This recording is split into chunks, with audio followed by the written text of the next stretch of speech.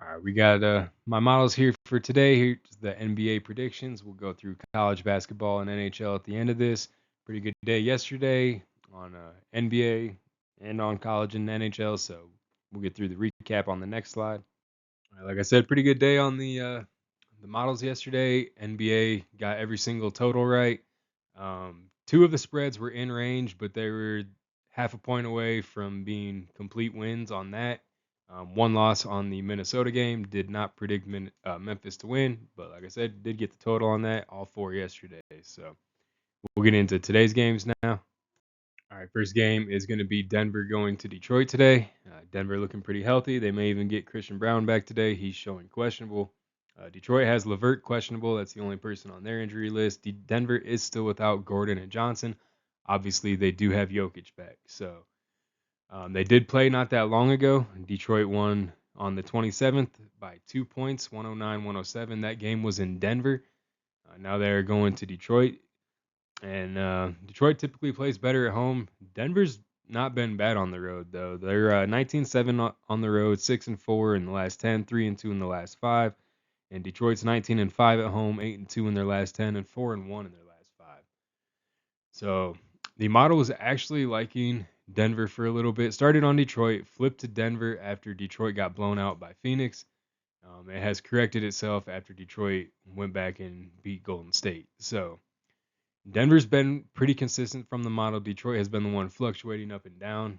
Obviously, they get into some games where they don't score as much.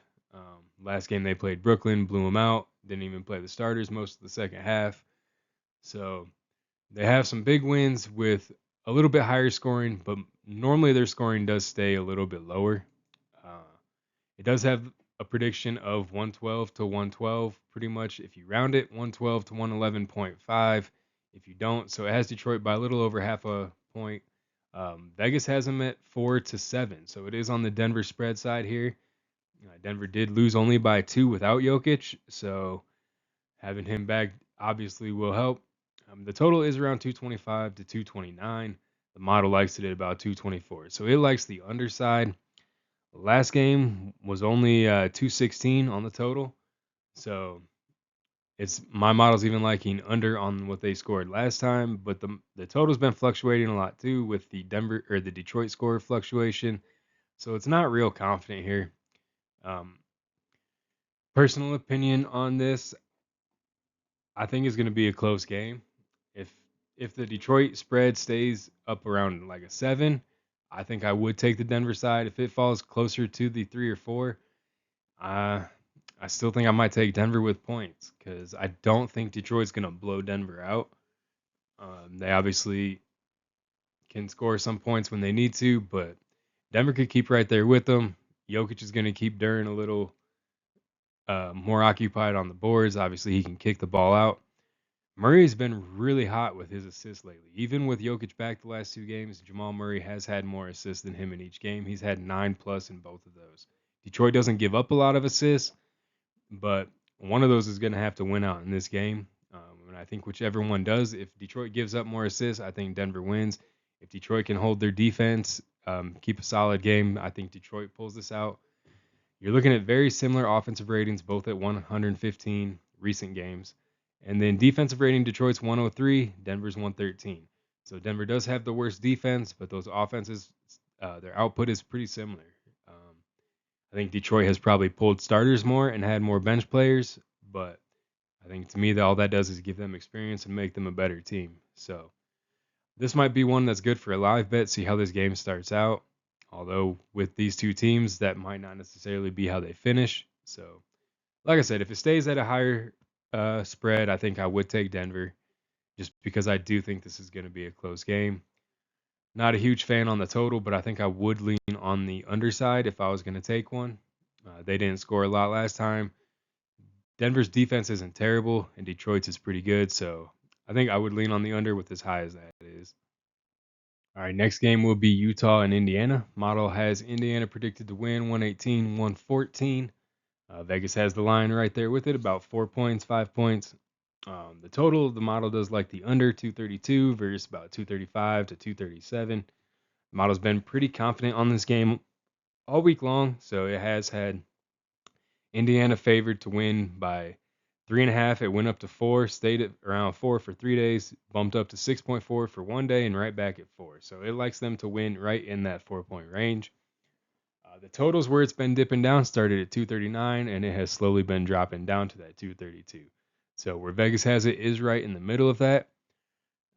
This is a game where you're going to want to wonder, is it going to be the offense or the defense that actually shows up today? Neither team's great on offense, 109 and 107 for their offensive ratings recently, and 121 versus 116 for their defensive ratings recently. So the defenses have been struggling a lot. The offenses have not been that great. But if you look at recent games, Indiana games have been going a little bit higher. Most of those have been going at least into the 220s, if not the 230s. But 237 is a pretty high one. Utah games have been falling off. That is exactly where the total's been drifting from. Utah's been having injuries with a lot of their key players. Keontae George is out again. Nurkic is out again. Markkanen looks like he is playing. But with George and Markkanen switching in and out, their offense has just been struggling a lot. They have not been able to stay in games. They're 5-18 on the road, 1-9 in their last 10. They've lost 10 of the last 11. They've lost 15 of the last 20. The weird part is just the teams that they're beating. The last team they beat, the only team in the last 11 games, was Minnesota. Before that, they won in Cleveland. They beat Dallas at home. They won in San Antonio, and they beat Detroit. So they're winning games that don't seem like they should necessarily be winning in the last 20 games, and they're losing a lot of games. And they're losing a lot of games by a lot of points. So with Indiana's recent surge, I say surge lightly, but they have been winning a lot more. They had 10-17 at home, 4-6 in their last 10, 3-2 in their last 5. For a team that was worst in the NBA for a long time, that's pretty good in the last 5 to have a winning record. Utah did win the only head-to-head matchup, 152-128 at home, but that was back on November 11th, about almost 2 months ago, well, almost 3 months ago now. So that was a long time ago. Utah was a lot healthier. They were scoring a lot more points. The total, I think, is the riskiest bet on this because Utah hasn't been able to score. If Indiana isn't pushed to score, they're not going to push the pace much, I don't think. But they have shown when they are forced to that they can put up some points a lot of games. I just don't see this as a game that Utah is going to force them into putting up points. So I am more on the Indiana spread side. I like that. You could even probably play them at the money line and get a decent odd if you're trying to parlay them. The total, like I said, is just there's just too much fluctuation. It's already dropped 7 points in 7 days from the model, so the under is looking good there. But if you look at the recent games, there's quite a few games that at least kind of make it close on the Indiana side. And like I said, that's the side. If Utah doesn't score, which they haven't been scoring, if you look at their last games, they scored 100 against the Raptors. They scored 99 against the Nets. They scored 124 against the Warriors. That's the thing. If they can get to that 124, Indiana, I think, will stay right there with them. That goes over. But recent play is leaning towards the under. I just don't trust it as much. Okay, next game is the Knicks going to Washington. Model's been pretty heavily on the Knicks. Had a dip on day 3. Realized pretty quickly it didn't like that information that it got, and it corrected right back to an even bigger spread, up to 9.5 and then 10.5. So the model still doesn't like them to cover the spread. Vegas does have it at about a 14-point spread, very large. Washington's been playing better recently, so I'm a little surprised it's that large, but definitely doable for the Knicks. 226 to 229 is where the total has been recently. 228 is where the model has it, so it is within the range on that one, on the higher end. So I don't know if it's been dropping or going up, but on team rankings, New York has the better offense. They are about 118, pretty good. Washington's defense, even recently when they've been playing better, is still at 116, so they are still struggling. That is the biggest matchup. And then Washington's offense has not been that great. New York's defense has been really good. So there is a big discrepancy in both of those. Washington offense versus New York defense and New York's offense versus Washington defense. So everything is favoring New York pretty heavily on this. New York is 10-12 on the road. They're 6-4 in their last 10. They've won 6 straight. They do play better at home. They have had quite a few games at home recently. So they're going back on the road. They've done fine on the road in their last two games. They've beat the Raptors by 27, and they've beat the Sixers by 3. So they've picked it up. Once their injuries got out of the way, they've definitely been playing a lot better. Washington is 9-16 at home. They're 3-7 in their last 10, 3-2 in their last 5. So, like I said in the last one, ever since Chris Middleton came back, the offense seems to be clicking a little more. But watching the last game, I think the coach for some reason doesn't like that because Sacramento was favored to win. Washington was up in the third quarter, and their coach pulled all of their starters with 4 minutes left in the third quarter and played the backups the entire game. All the bench players had more minutes than the starters in a very close win over Sacramento as the underdog, and they almost blew it as with the bench players. So a couple of them were playing really well, but that was incredibly confusing to me to see no starters go back in the game of a very competitive, close game in the fourth quarter. I mean, they could have easily lost that game. I don't know if they're wanting to have the worst record in the NBA, try to get a pick for a trade, but man, that was insane to me that they did not play their starters in that game. So if they don't play their starters in the fourth quarter, I think the Knicks obviously run away with this one. But I would take the Knicks probably around that 10-point mark. Like I've said before, going up into 13, 14 while doable in the NBA, there's just so much more risk involved in that. I don't trust Washington to cover it. Washington just got blown out by the Lakers not that long ago. That was a 31-point loss. So that could obviously happen with the Knicks, but they've been playing closer games. They've won 3 of their last 4. Other than that, obviously, just the Kings, just the Bucks, and then the Blazers. But they only lost by 4 to the Hornets. They lost by 10 to the Nuggets. They lost by 4 to the Clippers. So they've been in a lot of the games, and 14 just seems a little too rich for me on that one. On the total side, is to be honest, I think the New York defense probably wins out in this game. I think they sit on a lead late, and I think it could be kind of like one of their 110 to 90 type games. It could be like a 120 to 110 type game, maybe, which that would slightly go over, but I think that is way less likely. I think 120 to 100 is more likely, still on the underside. So I'm gonna go against the model here. I kind of like the under on this one a little bit more. Washington has some young players that if they get hot, they can shoot some threes, but I don't think that's as big of a risk against this team.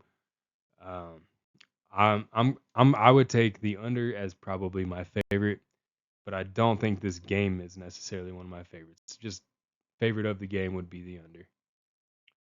All right, now we got the Lakers. We have the Nets. Um, Model is confused because the Lakers have been pretty inconsistent and the Nets like to get blown out. So it's not really sure what it's like. And it went to Brooklyn when the Lakers were losing by 30 to the Cavs and had lost to the Clippers, only beating the Mavericks and the Bulls recently. But it corrected itself to the Lakers, which I find 100% more reasonable. That spread seems incredibly unlikely. Uh, so I guess we'll start with the injuries. Obviously, Lakers have had some injuries, but Reeves is questionable. I don't see Doncic on there. I don't see anyone. I mean, Bronny James is questionable too, but I wouldn't even expect him to play. Although a blowout chance, so maybe he'll get in there today. Clowney probable and Zaire Williams probable for Brooklyn. The rest looks good. I don't see MPJ on there or anything, although sometimes he ends up in there late. But the model likes the Lakers to squeeze us out by a point. Like I said, I don't expect that. Vegas has it at an 8.9 point spread. I think that's even kind of favorable. I know the Lakers don't necessarily play defense, and if MPJ plays, they tend to keep it close. I think he's only played in one of the blowouts recently. But the model likes the total right there with Vegas. They got it at 222.5. Model has 223. So right there with it, slightly on the overside. You're looking at Lakers offense with a 115 offensive rating recently, but a 116 defensive rating. So they score and they give up points. Brooklyn gives up even more points, 122 defensive rating, and they fail to score They fail to play starters in the fourth quarter because they can't score in the first three half the time. So 104 on the offensive rating, not good. Brooklyn is 6-17 at home. They're 2-8 in their last 10. They've won one of the last 9. They have had 3 losses by 37 points or more. They lost to the Knicks by 54. That game, Michael Porter Jr. did play. They lost to the Clippers by 37, and then last game to Detroit by 53. So they've had 2 games in their last 9, last 10, whatever, recently, um, that have been 53 points or more on the loss side. Let's see, that's 1, 2, 3. That is 7 games. 2 of the last 7 games have been 53 points or more on their loss. The Lakers obviously have an offense that can turn this into a blowout if Brooklyn does not score with them. There's no head-to-head data yet. The Lakers are 17-11 on the road. They're 5-5 in their last 10. They're 3-2 in their last 5. Like I said, the Lakers are just their last 3 games they lost by 30. They won by 31. They lost by 12. Obviously, the Cavs and Knicks, pretty decent teams. The Wizards, although improving, still pretty rough team. But the Lakers have just been really inconsistent. I still think they should cover this spread. I think that's probably my favorite on this. I just don't like. It's more of a fade on Brooklyn than it is love in LA on this. Brooklyn's just been losing so big, so much lately, and the Lakers have the pieces to put it up. Luka had a triple double against Washington in the first half. I could see him doing something similar today. Definitely doesn't seem like it's impossible. The total has been inconsistent as well as the spread. 231, it's dropped down 224 by today. It did jump up to 234.5, 10 points higher just 2 days ago. So very inconsistent there. That's very dependent on the Brooklyn scoring as well. So if Brooklyn is scoring, the over seems likely. The Lakers give up a lot of points. They score a lot of points. If the Lakers can somehow lock down on the defensive side of the game, which if you look at the teams that have blown out the Nets, they've all been defensive-minded teams. So New York, Clippers, Pistons, all defense. That's not the Lakers game. I think this is going over. That, I don't know. Lakers spread or the over, both my favorites for the game. Neither one a favorite for the day. Just depends on Brooklyn. All right, next game will be Atlanta going to Miami today. Model does have Miami favored 120 to 114, so 7 points on the spread. And the model or Vegas has it about 4 to 6, so it is slightly on the Miami side of the spread, and it is on the underside. It has it about 235, and Vegas has it up at 237, 238, up to 240. So a few points higher for that. Injuries, I think, are going to be key on this one. It does look like Atlanta could have Porzingis come back. He is questionable. Okongwu's still out. On the Miami side, Jovic and Powell both questionable. Hero's still out. So if Powell doesn't go, I think that's a big hit for Miami, obviously. Their offense looks much better with him. Helps Bam out a lot. They still have players that can fill in. Pell Larson has been playing really well for them. Wiggins has had some good games. Looks like Davion Mitchell is good to go. If Davion Mitchell with Powell is a very good combo because Davion Mitchell can dish the ball really well. Good assists, and Powell can knock him down when he gets an open look. So if Powell goes, I really like Miami. I do think that they will cover the spread, but I think this could go to a shootout. Both teams have been giving up points. They can score a lot of points. Atlanta is just streakier. Atlanta can go spurts without scoring a lot, or they can just start hitting down threes with Alexander Walker, Jalen Johnson, Dyson Daniels gets going. If Porzingis comes back, that adds another element that Atlanta just hasn't had in a while. A big guy that can shoot and he has assists and just a good all-around player. If he's finally fully healthy and can play good minutes, that'll be a big boost for Atlanta to get him back at the season. I honestly figured he was just going to be out till after the All-Star break. But Atlanta's offensive rating 109, so a little under average. The defensive rating 117, so definitely below average. They are one of the teams that give up the most points recently. Miami, 113.5 on the offensive rating. Defensive rating's actually not been too bad, 112, so that's pretty middle, a little above average on the offensive rating. So Miami gets the edges there on the recent play. Like I said, Powell being out is probably going to be one of the biggest things if he doesn't go. Miami has the one head-to-head win, 126 to 111. That was in Atlanta back the day after Christmas, so a little over a month ago. Miami 16-9 at home, play better at home, 6-4 in their last 10, 3-2 in their last 5, including a big blowout over Chicago in the last game. Atlanta 15-13 on the road, 4-6 in the last 10, 3-2 in their last 5. The last game, Miami beat Chicago pretty bad, but it was early. They took the lead early, and then Chicago just there wasn't much to come back from. So this might be a game where you want to do something similar. With Atlanta's streakiness, you might want to watch and see if they can actually get out and hit the ball or hit the baskets in the first quarter.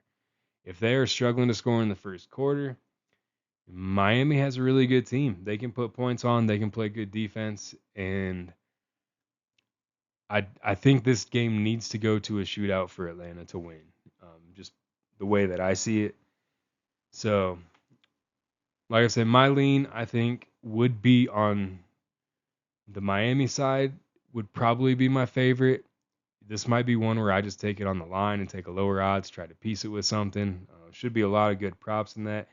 Like I said, Alexander Walker, normally good for a few threes. I believe he's had 3+ in 4 straight games. Jalen Johnson, you can go pretty much anywhere. PRA or points and rebounds would probably be my favorites for him. Dyson Daniels, assists and rebounds, always pretty good.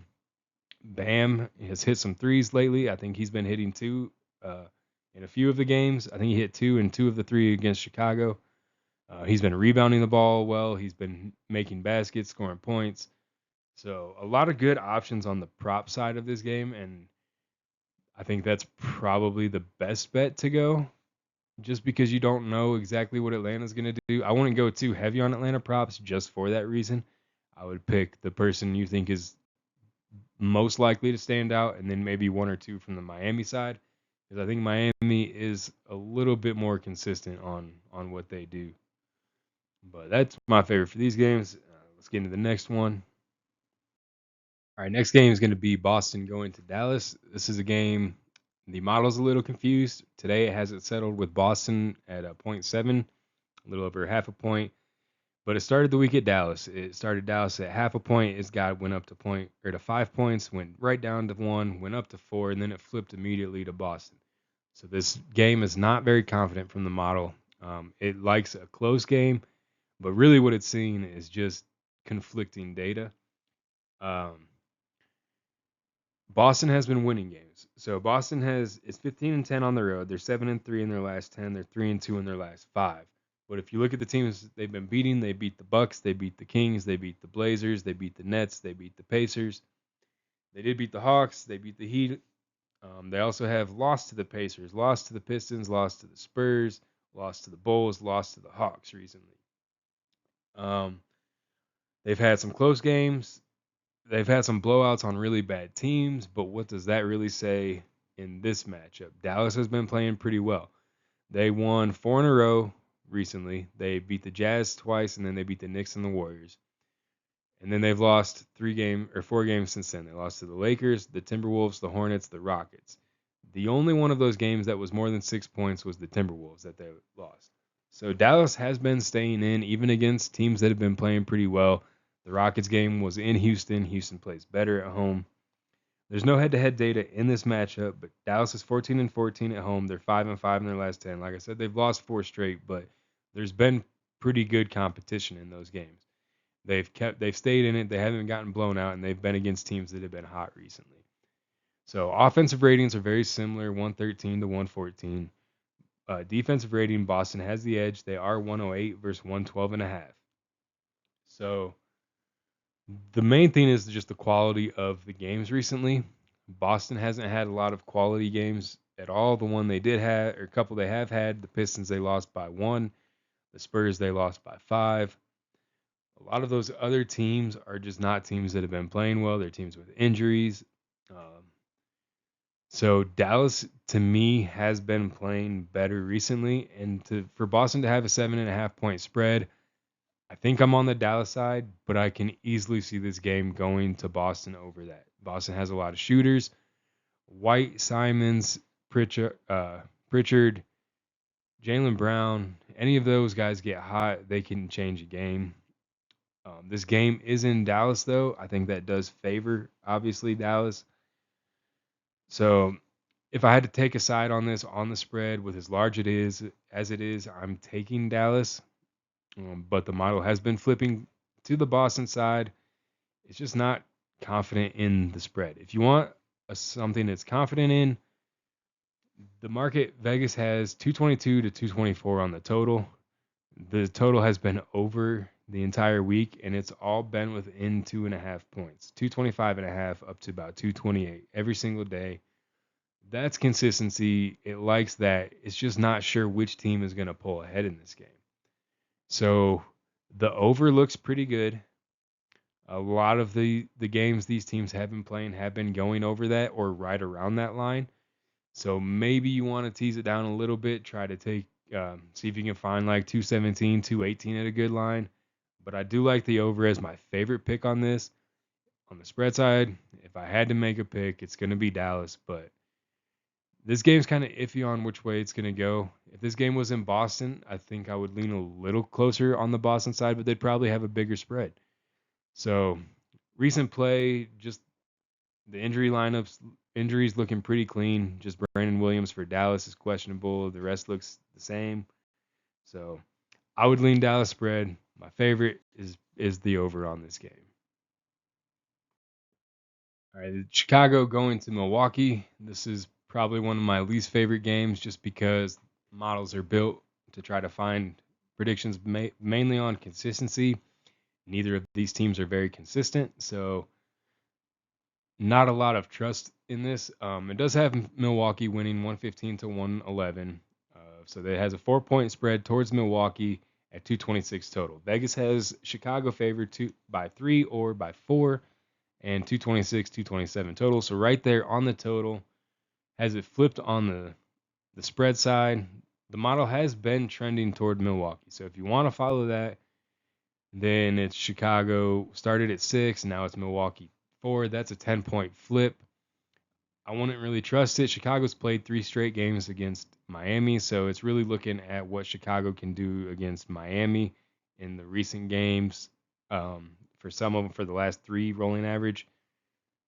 Milwaukee has not played well at all, so I'm surprised that it flipped. Their last game, they got beat by 28 points by the Celtics. They got beat by 10 to the Wizards. They got beat by 17 to the Sixers. That was their last 3. So the model is trying to figure something out on this, but like I said, I wouldn't have a whole lot of faith in this. The Milwaukee score has been a little more consistent, trended up, and it's been sitting right around 115, slight tick ups at 118.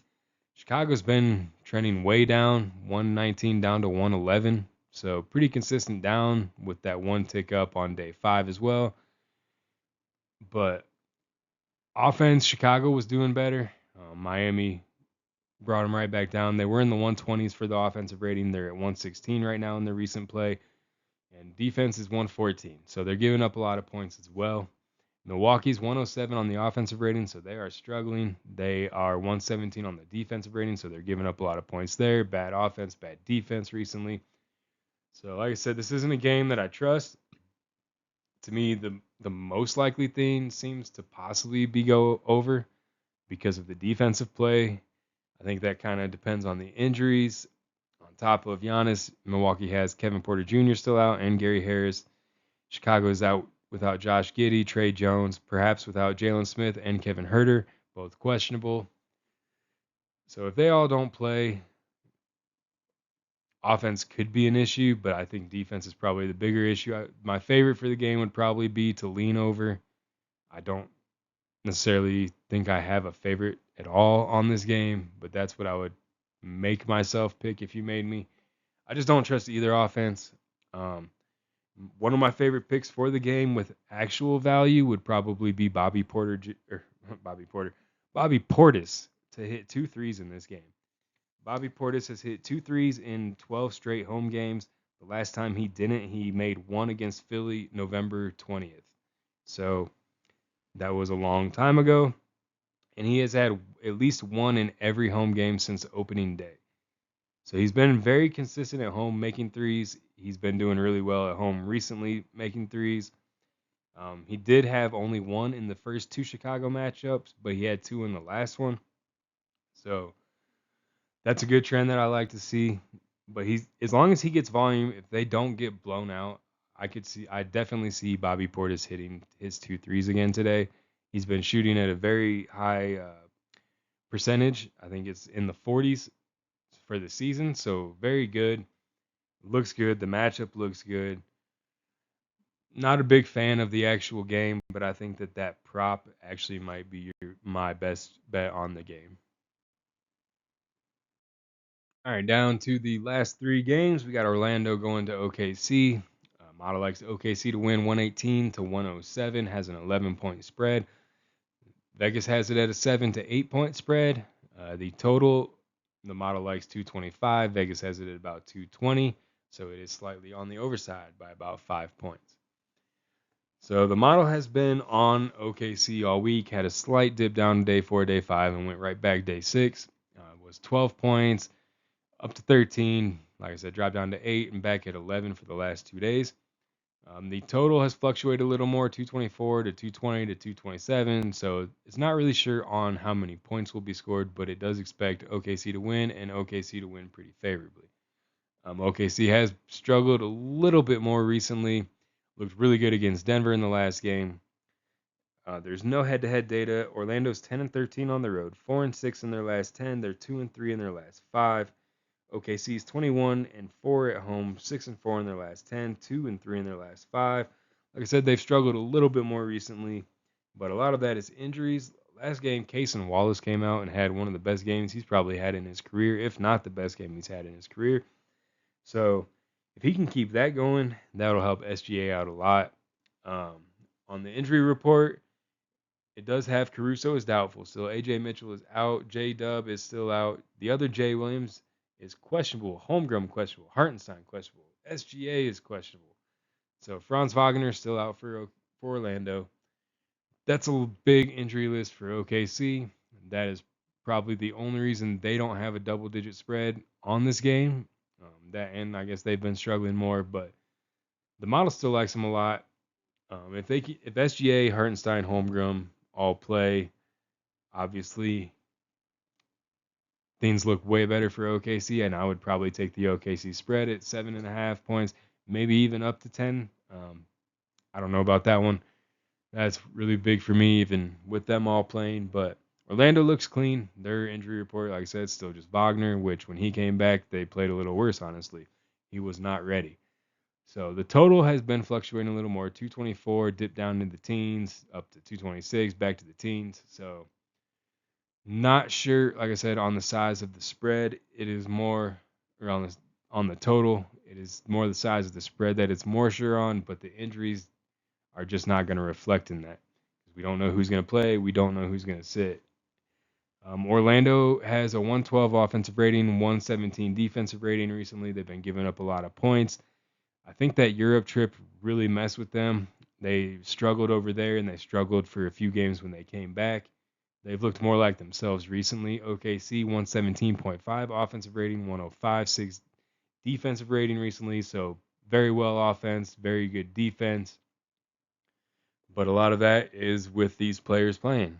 So I would wait for an official injury report before I do much of anything on this game. One thing you might look at is OKC has been giving up a lot of threes, especially if you look at that Minnesota game. It was nonstop threes. So Desmond Bane for threes may be a good look in this. He's very, very streaky, but he's had a 7-3 game recently. He's had a couple threes. So 2 or 3 would probably be where you want to go. But if you want to ladder him up to 4, OKC has been giving up a lot of three-pointers. They play good defense, but the kick out to a three-pointer is where they give up some. Like I said, I wouldn't play it as a parlay option, not up that high, Probably 2 is going to be good for that, but 3 and 4 seems very reasonable with the way that this defense plays and the way that they've been playing recently. On the spread side, we'll go back to that. OKC on the spread. If those players don't play, I would definitely go Orlando, I think. Even with the way they've been playing recently, I think they have been playing much better the last couple games, and it seems like they're clicking a little bit more. They got Jalen Suggs back in there. Anthony Black's been playing really well.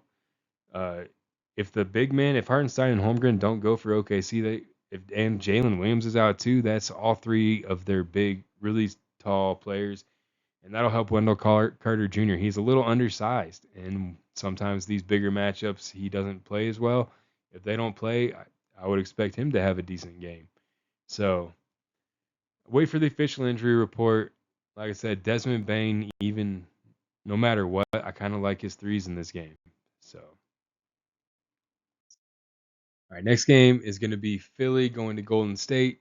And Philly's on day 2 of a back-to-back. They played the Clippers and won pretty easily last night. Got out to a really hot start. The hot start players are still there. Maxi's playing, Edgecombe's playing. Kelly Oubre hit a 3 early to help with that lead. So now Joel Embiid, he's doubtful, probably not playing. Obviously, Paul George going to be gone for a while. Golden State without Steph Curry. Moses Moody is probable, but I would expect him to play, especially without Curry. I do like Moody for his threes today. If he does play without Curry, I think a ladder on him up to 4 looks pretty good. He's been getting more minutes, more opportunity, and he's been knocking them down at a steadier rate. So if you want a prop for this game, that one looks pretty decent. Obviously, Maxi assists or threes probably look good. Edgecombe probably looks good. Drummond's rebounds as a starter, always good. Not as much of an offensive player as Embiid, but he does get it done on the glass. So Philly is 13-8 on the road, 6-4 in their last 10. They've won 4 straight. Golden State is 17-8 at home, 6-4 in their last 10, 2-3 in their last 5. Philly had a 1-point win, 99-98 at home in the early December. That game also had no Curry, no Butler, no George. Embiid did play in that game. So similar to this lineup, which is why, although my model has a 241 total, the market is at 219. Those injuries are not put in there. Last time they didn't even get over 200 with similar lineups. This is later in the season. I think Edgecombe's been playing better. Oubre's been playing better for Philly. Moody's been playing better for Golden State, and I think this Golden State team obviously should be a little more familiar to be playing without some of their stars again. Draymond Green doesn't like to play without Curry and Butler, so he's going to be one of the main pieces today. Doesn't seem to like that as much. He might try to get thrown out. Who knows? Horford, always good for a couple threes at home, but we'll get back to the actual game on this. So Philly's got a 118 offensive rating, 114 defensive rating. Golden State 116 offensive rating, 114 defensive rating. Very, very similar teams. Right there at the same defensive rating, 2 points away on the offensive rating. So the total has been fluctuating a little more this week. The spread has been very steady. Golden State flipped straight to Philly, growing every day. So if you're looking at points, it's been more steady on Golden State, 115, 114 to 118-ish. So very steady on their points with a slight bump on day 2, slight bump on day 7. Obviously, Curry being out is going to be a big hit. Like I said, Moody should be going. I think most of the rest of the team has been pretty steady the last couple weeks. So I think I still kind of like Philly to win this game. And the way the teams have been playing, I think I like the over still on this game. I know it's 20 points higher than they scored with similar starters in the last game, but I think just the way the teams have been playing recently, every Golden State game, except for the 2 blowout back-to-back with Minnesota, have been very high scoring on both sides of the ball. Not Golden State scoring more than holding them down or giving up more and not scoring. Just a lot of high scoring, and they only need a 111, 110, 110, 109 covers that total. So I think they're going to get the points. I think the over is my favorite non-prop play of this game. The spread side, I could just see going either way. I could see Golden State squeaking this one out without Embiid playing, but I still like Philly to win. I think Maxey, I think Edgecombe, I think Oubre, I think they are the better pieces.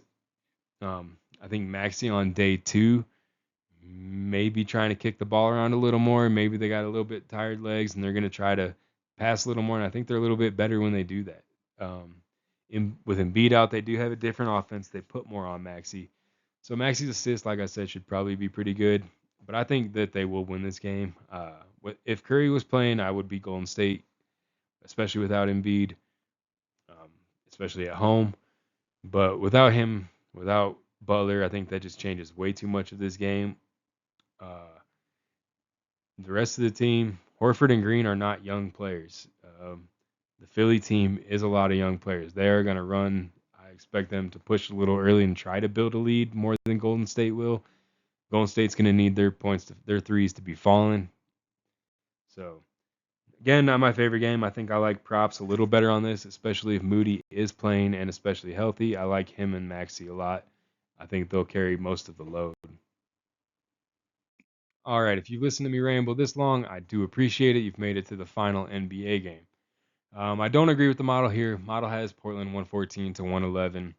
Has the total at 225 then, which is on the over side by a few points. I could see the over going. I don't really trust the total much here, although the model has been pretty consistent. 225 down to 222. It's been within a 3-point range all week long, and all of those have been on the over side.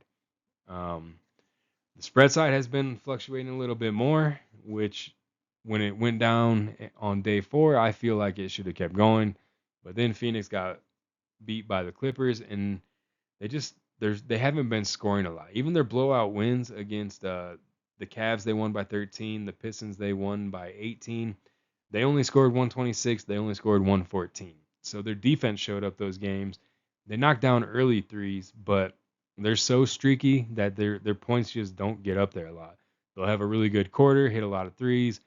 Teams kind of come back, and then they can kind of build the lead again if they have another good quarter. That's what happened in the Pistons game. When they played the Nets, they only won by 4. That was a 106 to 102, very low scoring game. Offensive rating, we got 110 for Phoenix, 107 for Portland. Both under average for the NBA, but Phoenix is better recently than Portland is. Both are right at 113 on the defensive average. Pretty middle of the pack, slightly on the bottom side. But on this game, you're really looking at the injuries. You're looking at if Jalen Green plays, he's questionable. If Avdia plays, he's doubtful. If Holiday plays, he's questionable. Holiday will help the defense for Portland. That'll help Phoenix not score the points. If he plays, I do like the under more. If he sits, if Avdia sits, if Jalen Green plays, I think this could get into a shootout. I think that this could end up going over. So I think injuries are key in this game. I'm taking Phoenix if I'm taking a side. I just trust them more. Avdia being doubtful makes me think he's not going to play. He can get the ball moving on the offensive side. Shaedon Sharpe, I like his points in this game. His line's a little up there. I believe it was 23. I can see him going. If you want to parlay it, 18 or 20 should be. 18 is not going to be great odds, probably mid 300s, minus 300s. 20 should be decent, and I do think he will get there. I think he'll probably hit the line. He had 29 in the last matchup. Phoenix, although their defense has been playing better recently, I still think Sharpe will have a good game against them. Just not a favorite game of mine. With the injuries, with the teams, I could see this game going either way on the spread. I could see it going either way on the total. I think you might want to take some Phoenix 3-pointers. You might want to take Sharpe points. You might want to take Klingon rebounds. Grant's been playing pretty well if you want to take one of his props. So Kamara is normally pretty good for 2 threes. I think this is a prop game more than it is a game line or a total for me. Let's get into these NHL real quick. All right, next we got the NHL So NHL went 7 of 10 yesterday on money lines. Had a couple upsets in there. So decent day. Here's the picks for today. Washington's its favorite pick. Anaheim next favorite. Pittsburgh, Tampa, New Jersey. So like I said before, just look at the size of the spread, see if it's staying consistent. You don't want a lot of fluctuation up and down throughout the week, but if it's staying steady or steadily increasing, steadily decreasing, that's the best thing to look at. Some of these teams did play yesterday. Washington won 4-1 against the Islanders. Pittsburgh lost 3-2 against Ottawa. Buffalo beat Florida 5-3 after being down 2-0 in the first 6 minutes. They came back, tied it up even in the first period. So that was a good game. Toronto won 4-2 in Calgary. That was a late game last night. That was a pretty good game too. So yeah, Washington, Pittsburgh, the Islanders, Buffalo, Toronto, Ottawa all played yesterday. If you are going to look at those teams, one thing I would make sure to do is look at the goalies. See who started yesterday. They're likely not starting today. So if the backup started yesterday, that will be more favorable for the team. But if they did start their main goalie yesterday, I would probably check how good their backup is and factor that in. Most teams do not have as good of a backup or even close as good. So Washington and Philly. Washington, I would expect to beat Philly.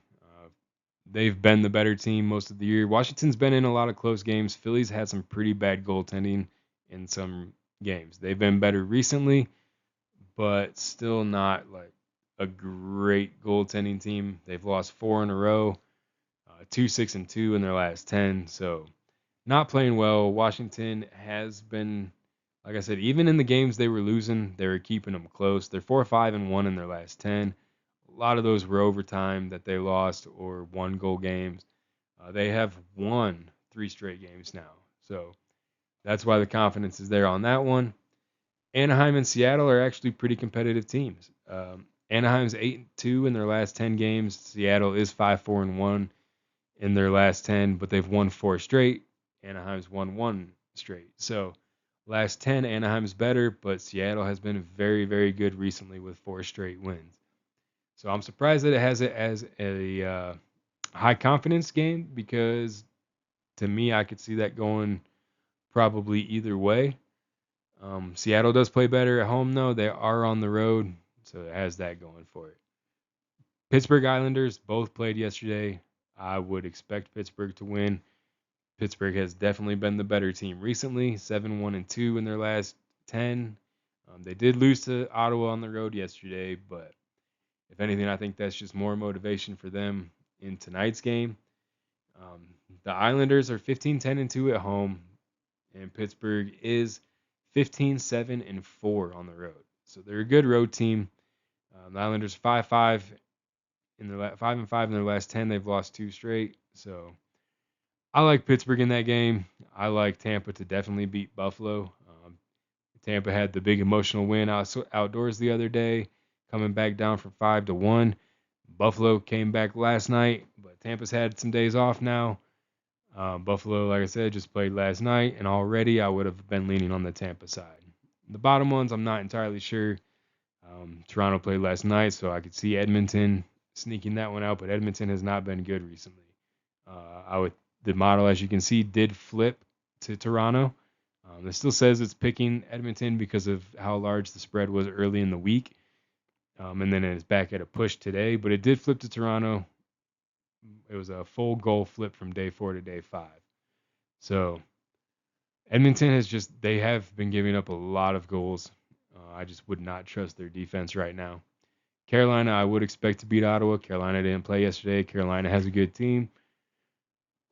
Model's not completely confident on it, but the New Jersey Columbus game, I honestly wouldn't really have a pick. Columbus been really hot recently, 9-1. The Devils have been 6-4 in their last 10. Columbus has won 5 straight.